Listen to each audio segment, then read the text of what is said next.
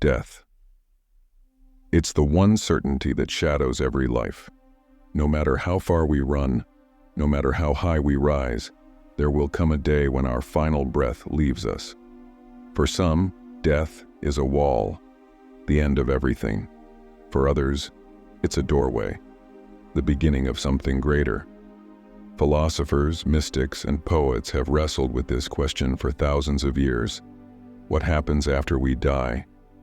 Is the soul nothing more than an illusion of consciousness? Or does it continue its journey beyond the body? Today we'll explore one of the most fascinating perspectives, a vision of death not as destruction, but as transition. A passage in stages where the soul is tested, guided, and ultimately transformed. And this isn't just abstract philosophy. It's a mirror held up to our lives. Because if the way we live shapes the way we die, then the story of death is also the story of how to live, fully, courageously, and with clarity. Picture the final moment. Your body grows heavy, your breath slows, the sounds of the world fade, and yet, somewhere inside, there is still a witness. Many traditions describe death not as an instant event, but as a process. The soul doesn't rip itself away from the body. It loosens slowly, like mist lifting from the surface of a lake. For hours, sometimes longer, consciousness lingers, hovering between two worlds. People who've had near-death experiences often describe floating above their bodies, watching doctors, loved ones, or strangers rushing to their side. They try to speak, to reach out, but their voices carry no sound. The first realization is confusion. Am I still alive? The second is grief, watching loved ones cry, unable to comfort them. And yet, after a while, a calmness arises, as if the soul knows it's being carried somewhere beyond human grasp. According to ancient wisdom, the newly departed soul doesn't leave right away. For 7 days, it remains close to the earth. It drifts between the home, the body, and the people it cherished most. That's why so many cultures hold mourning rituals during the first week, not only to comfort the living, but also to guide the dead. In some traditions, mirrors are covered so the soul doesn't get trapped in its own reflection. Candles are lit so the path forward stays clear.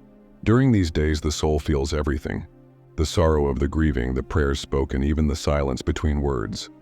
Every thought of the living echoes into the subtle world, becoming either nourishment or chains for the one who has passed. Think about that. The way we remember, the way we speak, even the way we mourn, can either help a soul move forward or keep it tied in longing. After the first week, the soul begins a longer voyage, 40 days of passage through hidden realms. These aren't places of punishment, but places of truth. Every corridor reveals the soul to itself. You'll feel the joy you gave to others as though it blooms within you once again. But you'll also feel the wounds you left behind, the pain you caused, not as a distant memory, but as a living reality. Philosophers have described this as the second death, when illusions fall away and nothing is left but naked truth.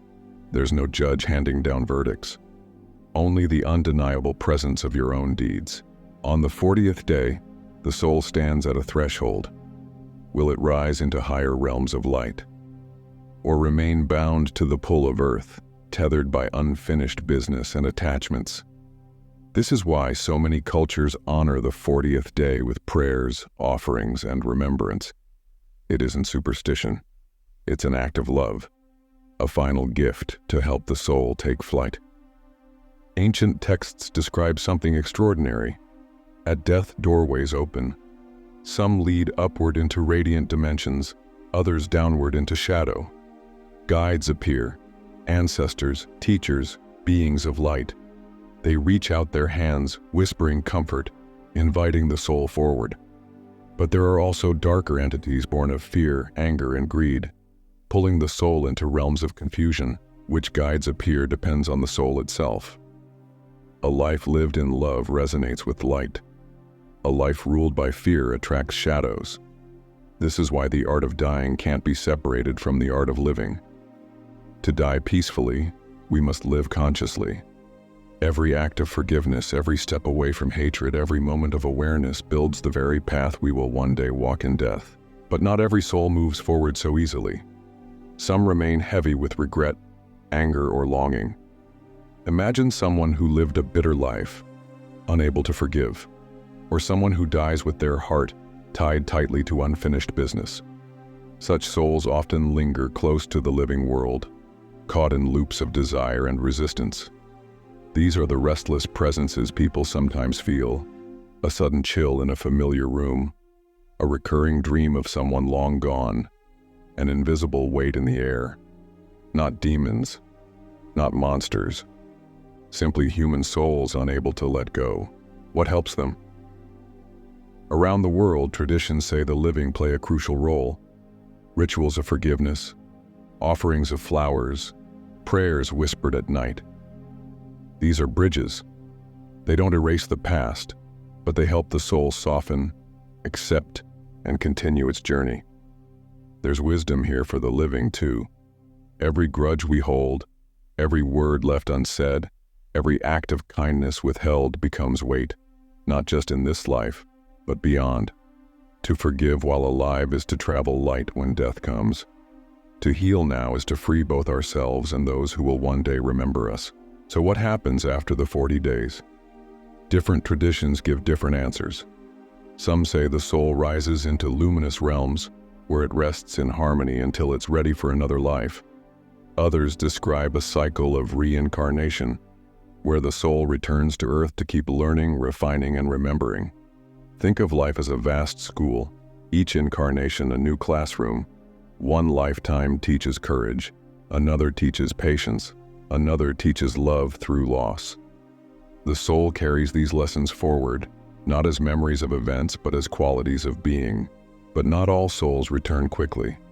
Some rest for centuries before reincarnating.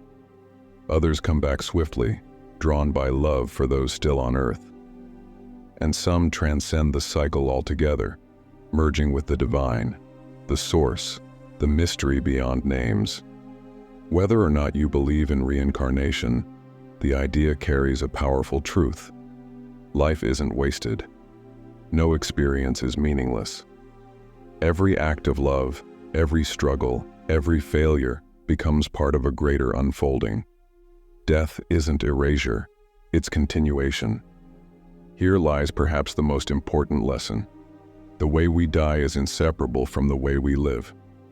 If death is a mirror reflecting our own truth back to us, then every moment of life is preparation for that final reflection. How do we meet others? With kindness or cruelty? How do we face challenges with courage or fear? Philosophy isn't just abstract thinking about the universe. It's practice. It's a way of shaping the soul so that when death arrives, we don't stumble into it blindly, but step forward with open eyes. Socrates, before his execution, said he didn't fear death because he had lived in search of truth. The Stoics meditated daily on mortality, not as obsession, but as a reminder to live meaningfully. Buddhists practice letting go, so that when the final letting go comes, it doesn't feel foreign. To prepare for death isn't to live less, it's to live more, to waste less time, to speak love when you feel it, to forgive while you can, to treat each day as if it might be your last, because one day it will be. So what is death? An ending? A passage? A transformation? Maybe all three. From the moment of our last breath, the soul begins a journey, detaching from the body, lingering with loved ones, passing through 40 days of truth, guided by light or shadow, carried toward release, rebirth, or reunion with the infinite. Death, then, is not the enemy. It's the great teacher. It reminds us that nothing we do is insignificant, that love echoes beyond the grave, that the way we live shapes the way we die, and maybe, just maybe, to lose our fear of death is to finally learn how to live. So when your time comes, may you walk through that final doorway not with fear, but with trust, not clinging to what ends, but welcoming what begins. Because death is not the end of your story, it's the beginning of another chapter. One no book, no philosophy, no religion can fully capture, but one that awaits every single one of us.